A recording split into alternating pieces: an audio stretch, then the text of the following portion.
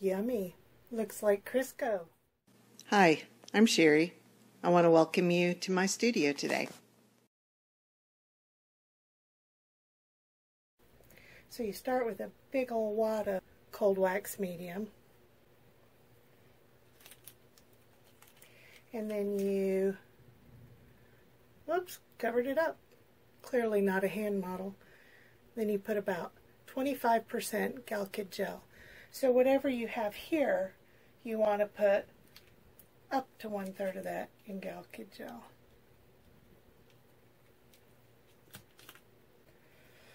And then mix.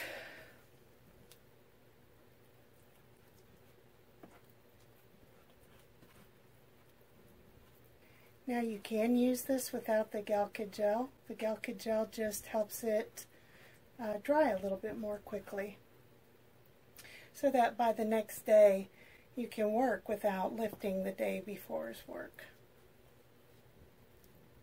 More Crisco. I mix up a big old wad of it and I put it in a jar.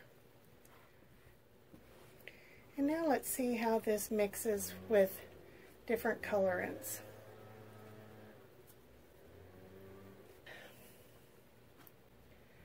You want to do about 50-50 with oil paint. I'm going to use Perylene Red. I just keep hearing about this red and I've not used it before.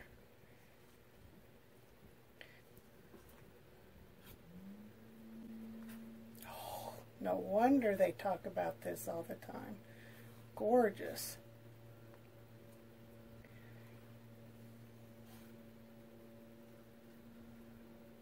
That is beautiful.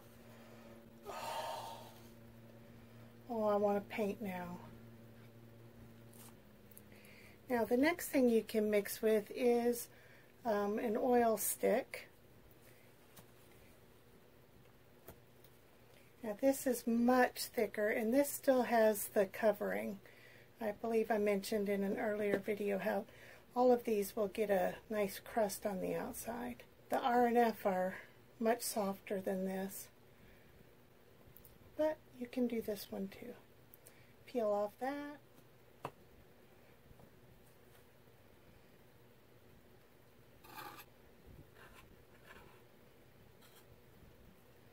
And this is the hardest part, is just the squishing.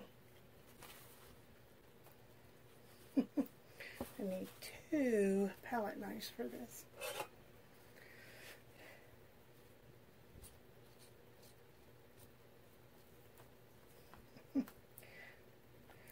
I think I need to put in some more of the cold wax medium because that's so much thicker than oil paint.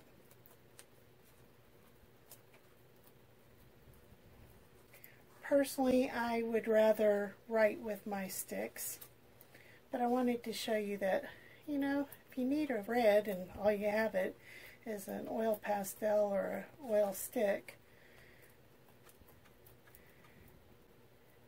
you can mix that up too. Alright, the next thing you can mix is chalk pastel or a regular pastel. And this is done a little bit differently in that you have to scrape it off. Can you even see that with my hand in there?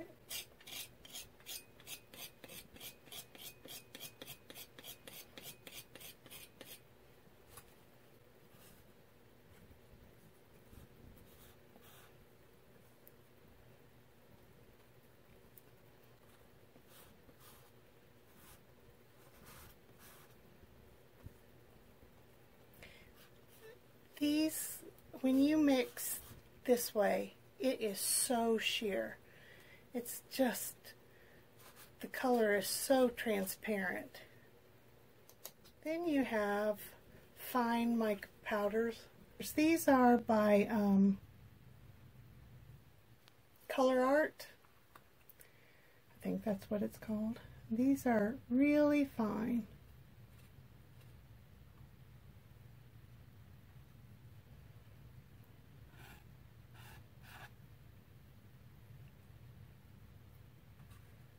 Oh, stuck my hand in the red paint. Also experimenting with different ways to hold my camera so that when I do a long piece on a easel, I can handle it. Let's see, need a little bit more.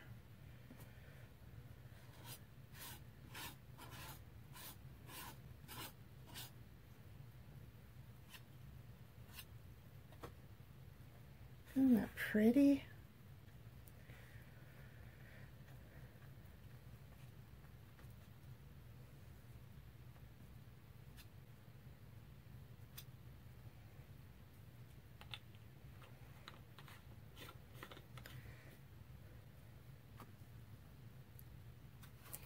You can also do coarse powder. This is more textural.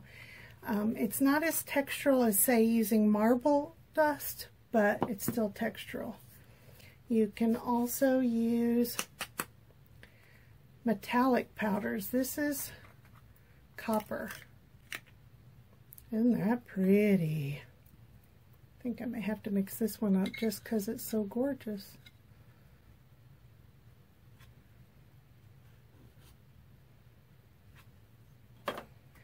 A few months ago I dropped one of these containers with gold in it. Yeah, it's amazing how I could color the whole entire floor of my kitchen with it and still have most of it left in the container.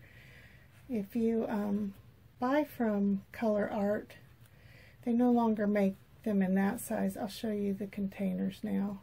Oh, that's pretty. They're called Primary Elements. It's art pigment.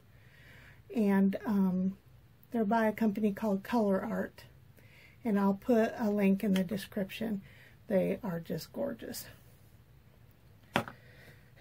and they come in those two size containers now. And then the last thing I want to mix with my cold wax medium is charcoal powder, and it is so fine. Be careful, don't breathe it. Now if you don't have that or can't get it at our supply store, you can take compressed charcoal and do the same thing that you did with the chalk pastel.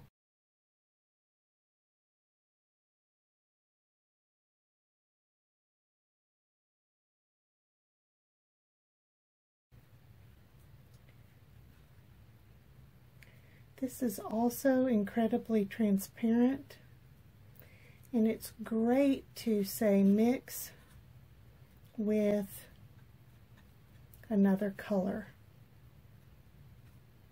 Now, I will say this, I usually use paint, unless I'm looking for a mica powder, because those are just stunning. But you can also rub compressed powder, charcoal powder, directly onto the canvas or substrate. Rub it on and it'll make a nice gray tint. And then when you smear the cold wax medium over it, it will smear. You can write with charcoal and it will smear too. I think you saw that in one of my pieces. But you got to be careful with that stuff. See? Smears. Okay, now I want to show you how I keep my paints, because since it does take a while to finish a painting, I don't like to start my palette over every day. Oh my God, I'm a filthy mess.